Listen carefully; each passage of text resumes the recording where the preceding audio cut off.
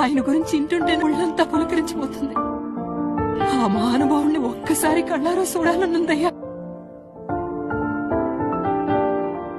లేడు తల్లి, ఆ దేవుడు చనిపోయాడు. మానవ సంకల్పానికి తోడై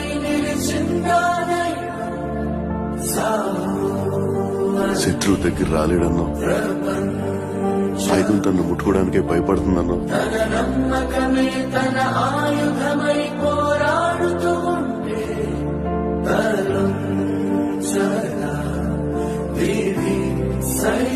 అలాంటి మహావీరుడు ఎలా చచ్చిపెడతాడు? కత్తి వేటు కన్నా బల్లెం పోటు కన్నా దారుణమై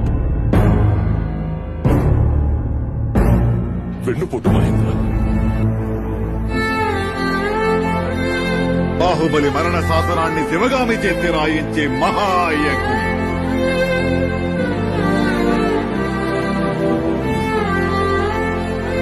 బాహుబలిని చంపే